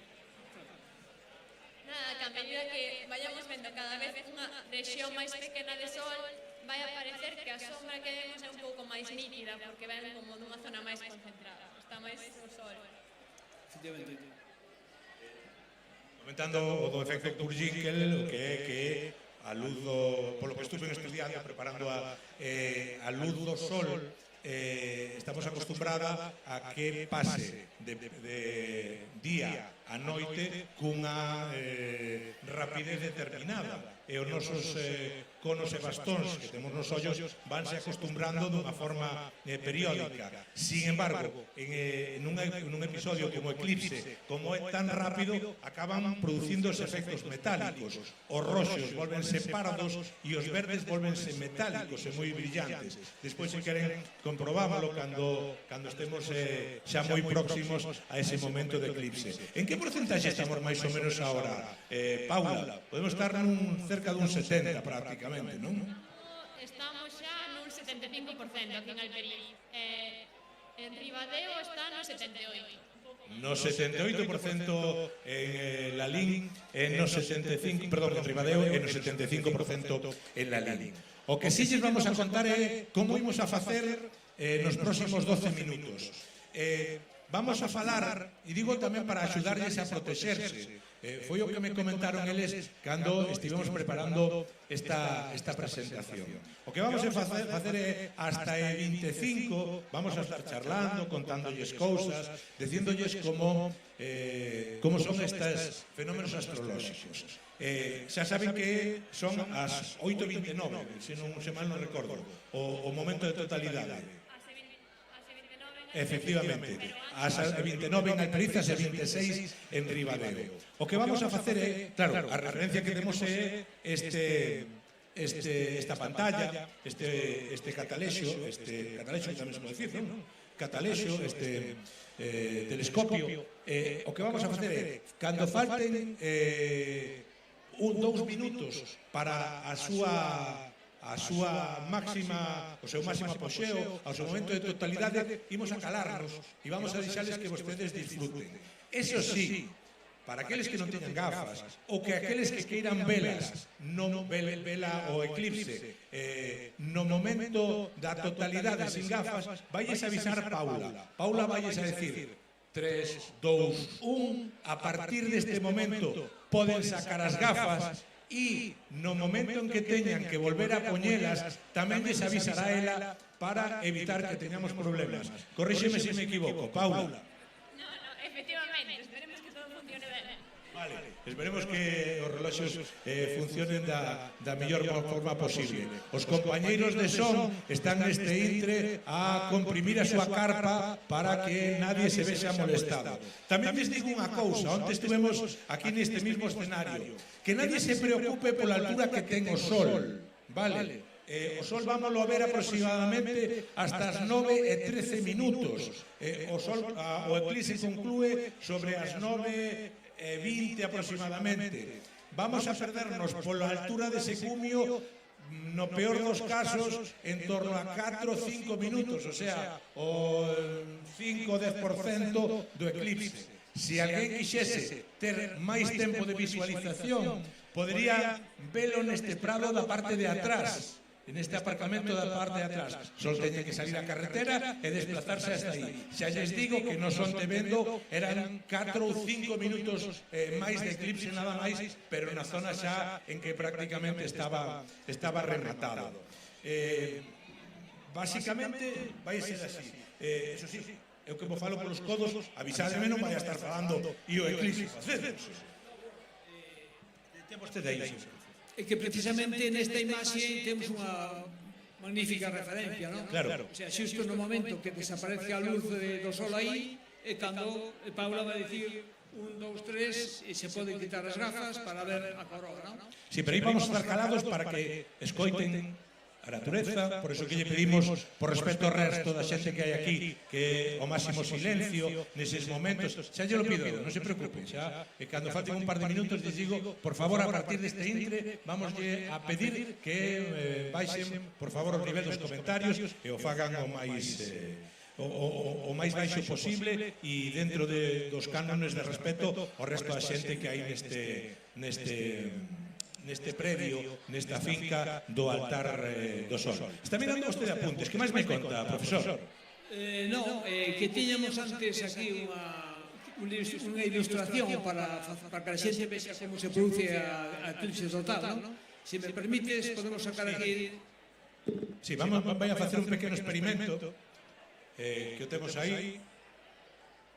Por certo, hoxe temos 4 astrónomos no altar do sol para facer este seguimento. Están, como se chama o compañeiro que acaba de chegar agora? Ángel Costas e Luca Pilotti. Luca Pilotti, Ángel Costas, José Ángel do Cobo e Paula Cambese. Sabei que quixemos facer unha preparación importante para ofrecerlles a mellor información e nas mellores condicións posibles. Profesor, aquí o tengo. Voume sacar do medio para que vexan tamén ben en Ribadeo. Bueno, esta pelota rosa que ten Paula representa a Lúa, esta é a Terra. Entón, bueno, cando o Sol está iluminando, pois a Lúa vai producir unha sombra detrás, que é precisamente o cono de sombra que se chama, non? Entón, se este cono de sombra chega a tocar a Terra, según a Lúa se vai movendo e a Terra xirando, pois sobre a Terra vai describindo, como vedes, esta franxa negra que sería a zona de totalidade. E ao redor desa zona de totalidade teríamos a zona onde o eclipse é parcial. Por tanto, como vedes, a zona onde o eclipse vais a ver como total é unha franxa moi estreita, en este caso non tanto porque vai ser de máis de 200 km de ancho, pero hai eclipses en que, por exemplo, a eclipse histórica de 1912, que pasara por Barco de Valdeorras, a totalidade fora escasísima. Se viu nada máis que 1 kilómetro de territorio e durou apenas un segundo. As eclipses totais poden durar desde este segundo que comento agora de 1912 ata incluso 7 minutos e medio. 7 minutos e medio de totalidade. Concretamente, a eclipse que vai acontecer o ano que ven no sur da península, estreito de Gibraltar, pois este vai ter unha duración, creo que de 5 minutos, o sea, bastante máis que este de hoxe. Pois xa ven esa información no 1912, a franxa que pudo ver en totalidade foi de apenas 1 kilómetro. Creo que recordar que fixeran un experimento para comprobar a anchura que daba ese eclipse, situando a persoas nunha separación determinada para acabar comprobando cal foi esa anchura. Hai que recordar que estábamos en 1912 e os cálculos non eran os mesmos que hoxe en día. Efectivamente, había unhas prediccións. De feito, nesta eclipse de 1912, pois veu dende Barcelona o director do Observatorio Fabra, Josep Coma Solá, que era un dos astrónomos famosos naquel momento, e veu en tren dende Barcelona ata o Barco de Valdeorras, non? E, bueno, pois, a verdade é que un artigo científico posterior comenta a súa angustia. Cando chegou a Galicia estaba o ceo cuberto e o día da eclipse pois observaba como a presión ia descendendo e ele dicía que incluso soplaba o vento do suroeste, que é o vento que trae estas tempestades en Galicia, non? Pero afortunadamente unhas horas antes de aquela eclipse despexou e pudo facer todos os experimentos que tiña previstos. Bueno, xa estamos a piques de acercarse á totalidade. En Ribadeo quedalle pouco máis dun minuto e aquí ainda temos que agardar uns 3-4 minutiños. O sea que en Ribadeo, prepárense vostedes, señoras e señores, desde 1912 non se dá unha situación semellante en España, máis ben desde 1905, que foi cando foi un eclipse como o que vamos a ver hoxe. Estamos a decir que é unha data histórica. Probablemente nadie dos que está vivo hoxe en día pudo ver un eclipse semellante ao actual. Imagínense o elemento histórico, o momento histórico que estamos a vivir.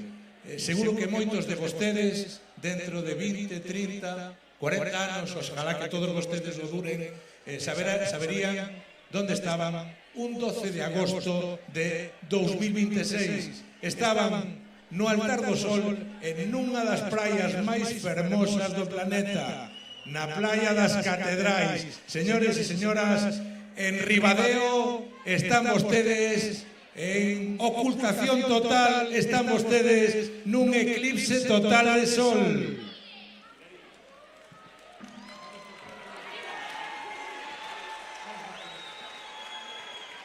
Vamos a deixar esta música, estamos a ver Ribadeo, fíxense vostedes, xa de noite.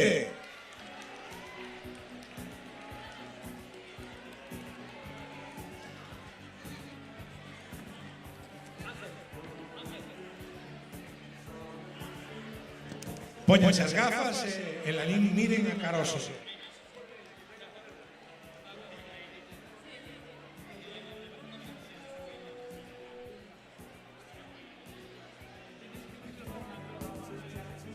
Vamos a poñer en grande a imaxe do Sol na pantalla para que tamén a poidan seguir en Ribadeo e en Lalín. Así.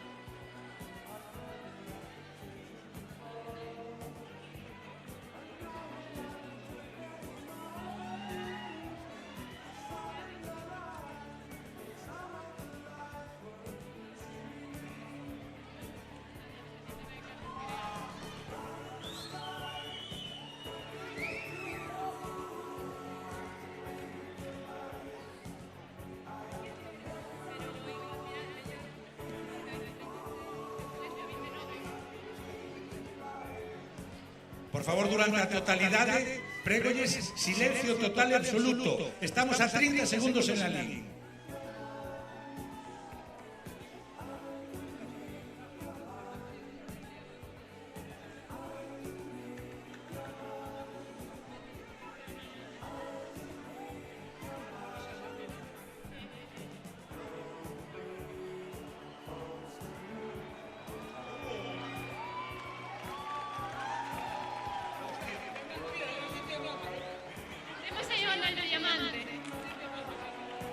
Xa se ve o anel de diamante, por favor, silencio.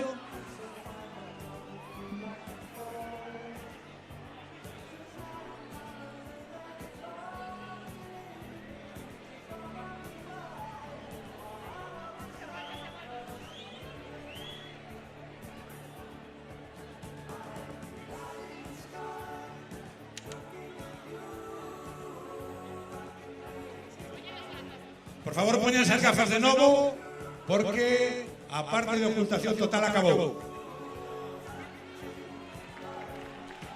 Un forte aplauso, por favor.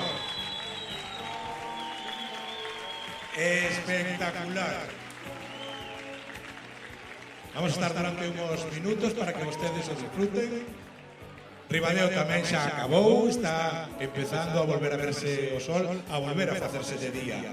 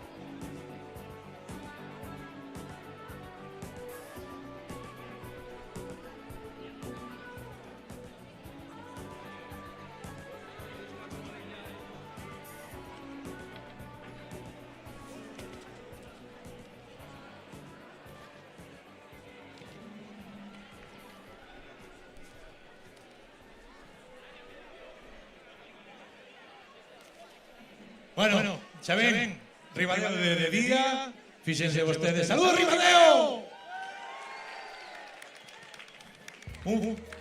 A ver se os coitan desde Ribadeo este saludo de la Lili.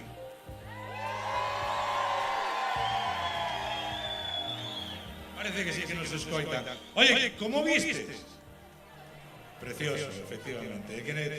Hai pocas palabras para definirlo, algo tremendamente especial. Home, si é especial para nós, para os profanos, como será para vostedes? E aí se deixo o micro aos dous. A ver, a verdade é que podía durar un poquinho máis, non? Que volvan a poñer. Exactamente. Que o repitan mañá. A cámara lenta. Bueno, A ver, é unha vivencia única que non sei se vamos volver a repetir, polo menos aquí en Galicia non creo que ninguén o chega a ver. E xa non só a totalidade do eclipse, porque eso sí que é moi breve, pero sí que a sensación, a emoción da xente, que eso tamén transmite moito desde aquí, desde o palco, que nós temos o privilexio de ver a todo o mundo super contento, vendo isto, que de repente se faga oscuridad por... No, pero que hubo oscuridad e houbo silencio. Somos, eu imagino que máis de 2.000 personas, segurísimo, porque somos moita xente, e había unha sensación de silencio, de expectación, que é raro ver con tanta xente xunta. un respeto natural, digamos, non? Un respeto natural porque é un fenómeno, xa digo, que non estamos afeitos a él, verdad? E ainda que durou relativamente pouco, pero penso que pagou a pena, non? A verdade, gusto ver a tanta xente emocionada por un evento científico. Poucas veces se ve así a tanta xente, non? O sea, algo que... Home, a verdade é que os medios de comunicación dironlle moitísima difusión e é un episodio que estábamos moi pendientes de él, pero a verdade é que a sensación personal, polo menos, foi a que dixo o profesor do Cobo, que non chegou a nada. Bueno, para aquelas persoas que non chegou a nada, decirles que esta noite temos tamén outro espectáculo, non? Porque fixaros onde estamos. Estamos nun lugar donde prácticamente non vai ver ninguna luz parásita, non? O sea, prácticamente sin contaminación luminosa. Estamos no medio do monte, casi, non? E, por tanto, o ceo vai estar escuro completamente para poder ver as perseidas desta noite, non?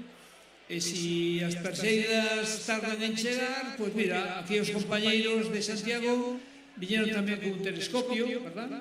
E tamén é bo que a xente pois aproveite para recoñecer constelacións, verdad? E, bueno, e observar pois, obxectos tan interesantes como pode ser o cúmulo de Hércules, o sistema estelar del Video, e, en fin, as distintas cousas que eles vayan poñendo e describindo as distintas constelacións que temos agora nesta época, non? Supoño que a meirande parte da xente se fixería, verdad, de que antes, cando se fixo prácticamente noite, pois se viu perfectamente o planeta Venus. O planeta Venus volveremos a velo cando realmente o Sol se poña realmente dentro de unha hora, máis menos, e tamén algunhas das estrelas brillantes, como Arturo, tamén se viron. E, bueno, pois, a festa continúa.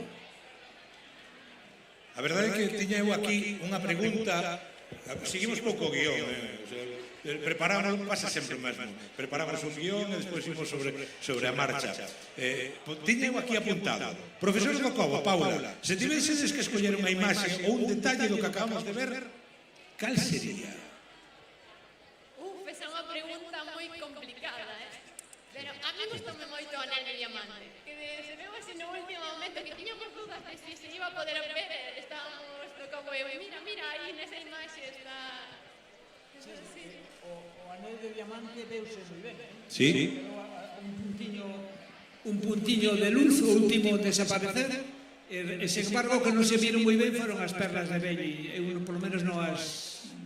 A mí non me dou tempo, que foi E que como foi todo tan rápido, casi non deu tempo de velas, non? Empeza a cabalgar o corazón e xa non sabes nin ao que mirar nin que fijarte. Polo menos está grabado, entonces despois podemos ver con calma. Ese é o bo. Calquera de vos que queira recordalo, tal cual o estades vendo nesta pantalla, cos mesmos comentarios, desde xa está colgado no perfil de YouTube do Concello de Lalín, en 4K, o sea, con a calidade perfecta, e tanto dos de Ribadeo como os de Lalín van a poder velo, ou todos aqueles que queiran seguir este documento científico. Antes, profesor, é que non quero desaproveitar a ocasión, porque o streaming vamos a cortalo ás 9 da noite. Despois nós, ás 12 da noite, volveremos aquí ao escenario para explicar todo o que ten que ver cas perseiras, como visualizalo e o demais. Pero vamos a descolgarnos de Ribadeo en torno ás 9 da noite aproximadamente, cando estemos nun 40-45% de volta a presencia total do Sol. Por iso quero que aproveite a ocasión para explicarlle aos que nos están seguindo desde Ribadeo e aos que van a estar desde aquí e van a irse ás súas casas e non van a seguir no concerto, todo o que teñen que ver coas perseiras, para que tanto en Ribadeo como os que non van a estar sepan donde velas, como facer para velas, que son todo o que ten que ver con ele. Bueno, pois as perseiras realmente constituen unha das distintas choivas de estrelas, entre comiñas, verdad? Porque non son ni choivas ni son estrelas. Realmente o que estamos a ver cando sucede algo como imos ver esta noite é como restos dun cometa que van quedando espallados na súa órbita, a Terra pasa precisamente por esa zona, entón a velocidade relativa con respecto a nós desos corpúsculos, verdad? Unha velocidade alta, moi alta, de varias lucios de kilómetros por segundo, entrando na atmosfera a esa velocidade, pues, con rozamento, enseguida se desintegran e producen ese efecto, digamos, flash, que é o que comentamos, conocemos como unha estrela fugaz, non? Debo dicir tamén que ás veces hai corpos maiores, dun tamaño maior, entón estes tardan, obviamente, máis tempo en desaparecer, se son moi brillantes chamámosles bólidos. Eses bólidos, ás veces, a masa inicial é moi grande, pois tamén poden dar lugar a unha caída dunha pedra ao chan, que é o que chamamos meteorito. Hai que lembrar que aquí en Galicia, hai agora 5 anos, caeu un meteorito asociado a un bólido na provincia de Lugo, na zona de Baralla, concretamente o 18 de xaneiro de 2021. Ese fora un bólido intensamente brillante que se viu de toda a península e que, bueno, estábamos precisamente en plena pandemia e moita xente non estaba na rúa. Bueno, a todo isto foi a 1:18 minutos da noite, non? Tampouco estamos tamén en inverno, non? Pero en realidade o que ten que saber a xente é que os núcleos cometarios, o núcleo dun cometa, ao contrario dun asteroide que está formado solamente por rochas, pois un núcleo cometario, ademais das rochas, ten tamén gases en estado de xeo. E por que en estado de xeo? Porque a grande parte da súa vida, digamos, pasa moi lonxe do Sol, a temperaturas moi baixas, e os gases atópanse non en estado natural, sino en estado sólido. Sin embargo, cando o cometa se achega ao Sol, a temperatura aumenta, verdad? Comeza a formarse a típica cola do cometa, e ao mesmo tempo o cometa, cando está preto do Sol, como dicía antes, vai perdendo materia, esa materia vai quedando espallada na súa órbita, e aí queda, verdad, para que o ano seguinte pois podamos ver outra vez a chuvia de estrelas. Cando atravesamos e cando se produce ese detalle. Para onde temos que mirar, Paula, en caso de cando nos poñamos a ver as perseiras? Para os que non estén aquí e para os de Ribadeo. A ver, é importante estar no sitio que non estea moi iluminado artificialmente para poder velas ben. A miña recomendación é deitarse no chan e mirar para arriba. E mirar para arriba. Sí, creo que a hora máxima iba a ser entre as 4 e as 6 da mañán, pero unha vez Vai que se ser faga que de non. noite, unha vez que se faga de noite, malo será que non se xa algo. Perfectamente. E que orientación? Ou é ao largo de todo o ceo? O nome de perseiras ven porque o o radiante, o sea, o punto donde semella que veñen estes meteoros, pois é a constelación de Perseo, non? De Perseo, por eso se chaman Perseidas. Ao longo do ano, pois hai choivas, hai as Oriónidas, as Gemínidas, etc. Non? Entón, a constelación de Perseo, aquí en Galicia, pois hai en dirección noreste, máis ou menos a medianoite, pero non hai que agardar ese momento, porque como vedes agora, Paula, xa en canto se anoiteza, xa se pode empezar a ver algunhas soltas en distintas direccións. Mellor viñendo da parte do leste, verdad? Por iso, a postura mellor é a que día era de estar deitado, verdad? A poder ser estar canto máis tempo mellor mirando para arriba, porque ás veces pasa que está un mirando media hora para arriba e o de lado chama un momento e dice, mira, xa pasou. Bueno, eu xa vi unha presencia fai un momento. Ao final era un avión. Bueno, o mellor era o avión que estaba vendo a eclipse, eh? Sí, precisamente. E que xusto nese momento veuse a traza verde, unha traza verde e dixen eu, unha preseira. Non era unha preseira. Que vos iba a decir? Nada, despois seguimos, quedades vos os dous ou ti solo, profesor, para as preseiras. Bueno, eu quedarei, sí. Vale, a Paula vamos a despedir dentro de unhos intres.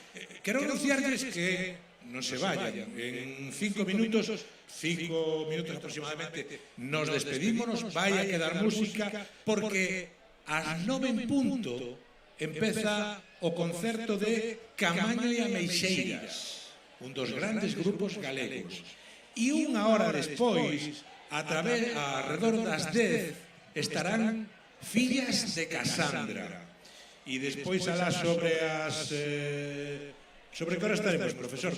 Cal será a mellor hora para volver?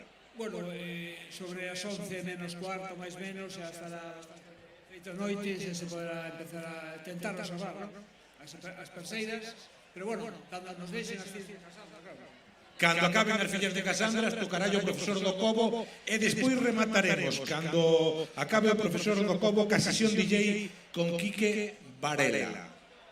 De acordo? O sea, temos unha tarde ainda comprometida. Ata loguiño, oye, un placer disfrutalos xuntos. Xa somos irmáns de Eclipse. E bo que xente desde o máis novo hasta xa os entradiños en carnes como a nós, como a ti, como a mí, profesor, que Pablo é moi nova, xa estivéramos para ver unha situación como esta. É algo que é transversal a todas as idades. Efectivamente, un espectáculo como de hoxe non ten idades, non? O sea, que disfrutaron desde os rapaces pequenos hasta as persoas maiores, verdad? E aí donde queda moito por disfrutar, porque a Eclipse, digamos que era o plato principal desta festa astronómica, musical, pero ahora tamén a xente que lle gusta a música, por lo menos deste tipo, pois vai disfrutar da boda. Pois vamos a despedirnos momentáneamente. Paula, foi un auténtico placer, primeiro, conocerte e, segundo, e máis importante, disfrutar de todos os comentarios. Seguro que non será a primeira nin a última vez que este en Lalín para facer cousas relacionadas co destino Starlight e con eventos astronómicos, porque quen sabe o que pasa o 2 de agosto do ano que ven? Bueno, Paula igual se... Convidámola. Non aguantes fora. Convidámola. Paula, moitísimas gracias, un placer haber compartido con vosotros. Un forte aplauso para Paula, por favor.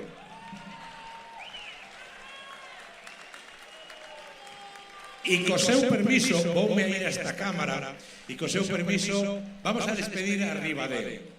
Eu enchime de falar da Playa das Catedrales, pero non só a Playa das Catedrales é un dos atractivos senlleiros de Ribadeo. É unha vila e é un concello con múltiples encantos e con múltiples puntos para visitalo. E non é que o diga eu, é que son miles e miles e miles de visitantes todos os anos. Foi un placer estar irmanados os concellos de Lalín e de Ribadeo a traveso de un episodio como este episodio que foi o eclipse do 12 de agosto de 2026. Señores que nos seguiron desde Ribadeo, moitísimas gracias por estar aí, por acompañarnos e por ter vivido este momento histórico connosco. Un forte aplauso para toda a xente que nos seguiu desde Ribadeo. E nós, aos que nos seguiron desde YouTube, tamén moitísimas gracias. Un placer, gracias ao equipo de Sete Media que nos permiteu chegar hasta vostedes e ao equipo de sonido que estuvo fronte da sonorización, moitísimas gracias. Non intre, presentámoslle a seguinte actuación musical, vamos a dar tempo a que configuren o escenario para que sobre él estén Camaño e Ameixeiras.